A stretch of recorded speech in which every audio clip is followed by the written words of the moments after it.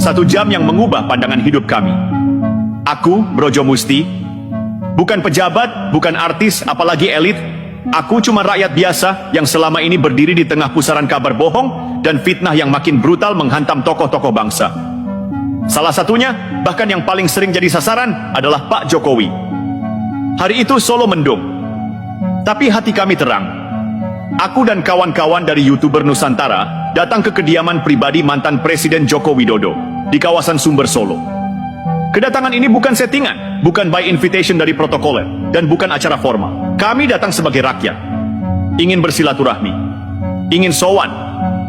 Dan siapa sangka, ternyata momen itu akan menjadi pertemuan yang membuat dada ini terasa sesak karena haru. Begitu sampai di depan rumah beliau, aku langsung tertegun. Jalan kecil itu padat, motor dan mobil berjejer. Orang-orang berdiri di pinggir pagar, sebagian duduk lesehan di trotoar, sebagian lagi antri rapi di depan pintu. Antrean bukan untuk bantuan, bukan untuk amplop, tapi untuk sekadar melihat wajah Pak Jokowi dan berfoto. Disitulah hatiku remuk. Betapa cintanya rakyat pada beliau.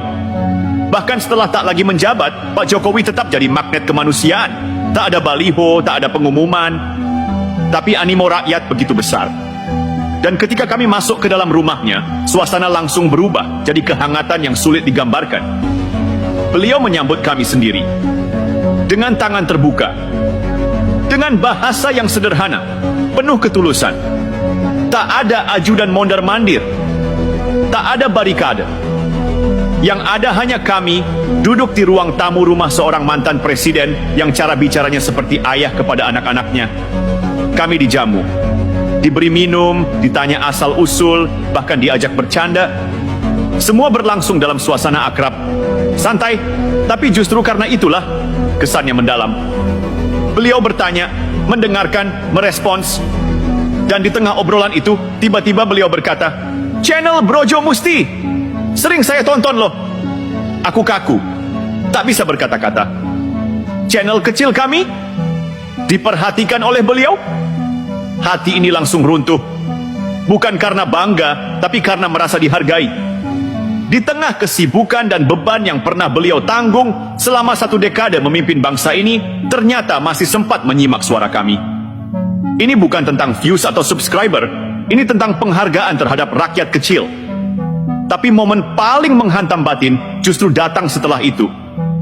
Setelah Pak Jokowi selesai melayani warga yang antre berfoto di luar, beliau duduk kembali bersama kami. Dan untuk pertama kalinya, kami memperhatikan wajah beliau lebih dekat.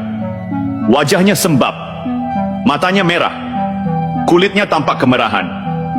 Barulah kami tahu, beliau sedang mengalami alergi parah sepulang dari Vatikan. Dan disitulah, kami tak mampu menahan air mata. Bukan menangis histeris, tapi diam-diam, dalam hati. Karena kami tahu, di tengah rasa sakit itu, beliau masih menyambut tamu, masih tersenyum, masih memanusiakan kami. Sementara di luar sana, orang-orang keji terus menebar fitnah, menggoreng kondisi kesehatannya, menuding bahwa beliau terkena karma, kualat, bahkan menyebarkan hoax soal ijazah palsu.